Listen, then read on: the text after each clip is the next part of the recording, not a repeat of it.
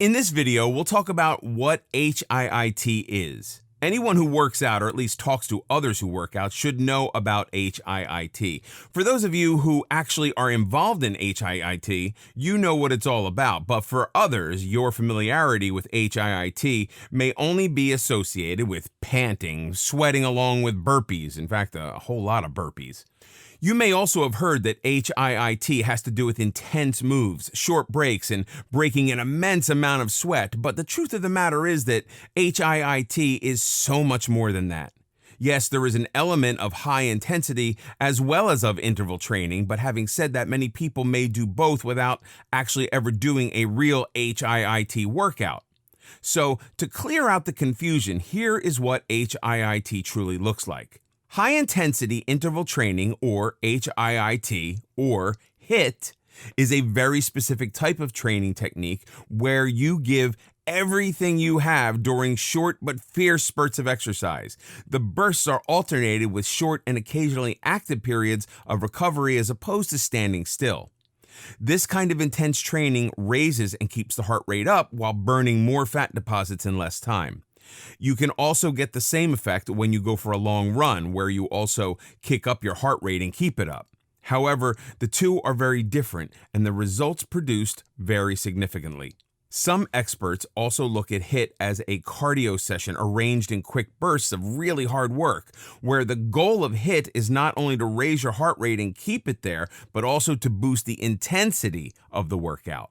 And to truly count as HIIT, you will have to push your efforts to the maximum during every burst. This is also why each burst is short, ranging anywhere between 20 to 90 seconds, because even this much time is a lot when you kick the intensity level up to the max. This key difference separates HIIT from both high intensity and interval training when done on their own. Research shows that all exercise promotes fat burn by burning calories, but exercise done at a higher intensity burns more fat, and that's why HIIT is such a success. When compared to other types of cardio, HIIT has also been seen to be a more effective means of getting successfully shredded. It is a workout that is beneficial on multiple fronts since it uses both body weight and added weight that not only spike up the heart rate, but also tone muscles. The other thing that makes HIIT work is the element of rest. Since the whole routine is comprised of intense bursts of activity followed by active recovery, this is where the elements of rest come in.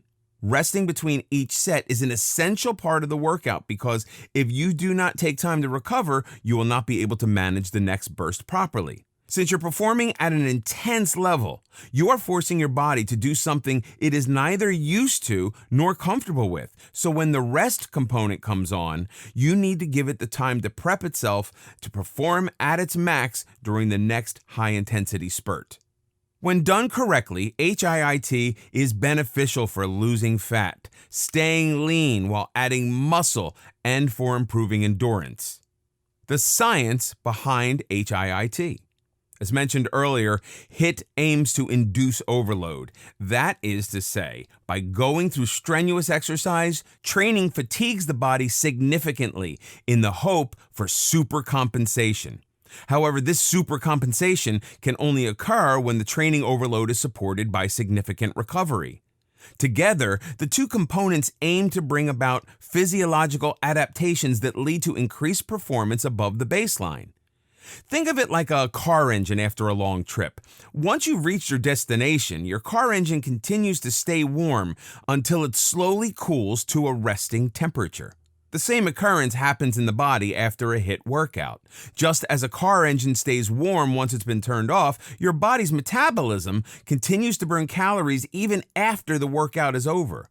This physiological effect is known as excess post-exercise oxygen consumption, or EPOC.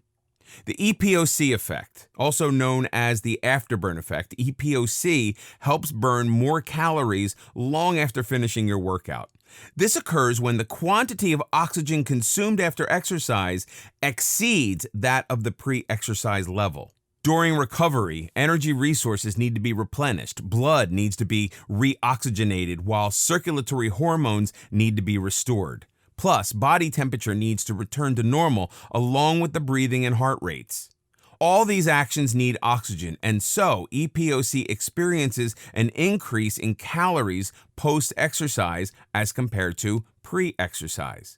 Now, while EPOC is applicable to most types of intense workouts, research indicates that HIIT is the most effective means to trigger the EPOC effect. This is because when you work at a higher intensity and need energy immediately, anaerobic pathways provide the needed ATP at a much faster rate. This is also the reason why high-intensity activity can only be maintained for a brief period of time. So HIIT is effective because high-intensity bouts create anaerobically produced ATP, and once that is exhausted, it needs to replenish aerobically. This also ties in with the fact that EPOC is more affected by the intensity of the workout and not so much its duration. So even when a HIIT workout is done, the body continues to use aerobic energy pathways to replace ATP used up during the session, so boosting the EPOC effect. The higher the EPOC effect, the more calories you burn at rest, and the higher your resting metabolism rate, or RER. This spike and recovery pattern is key to making HIIT work so well. Not only does this pattern improve cardiorespiratory endurance, but also allows for greater caloric expenditure during and after the workout when compared to moderate aerobic workouts. Having said that, it's still very important to remember that at least 48 hours of recovery time should be allowed between high-intensity exercise sessions, which should not be done more than 3 times a week. Is HIIT right for you? Since HIIT is all about intensity, you need to be in fairly good health with an elementary level of general and core strength along with mobility.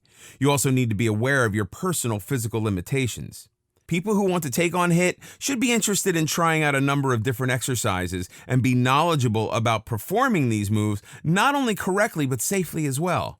If you are above the age of 55, then it's recommended that you take on HIIT with a doctor's approval. HIIT is not recommended for anyone with any orthopedic limitations such as knee, back, or shoulder conditions. Likewise, anyone suffering from cardiovascular issues like hypertension and heart palpitations should not take on such an aggressive form of exercise.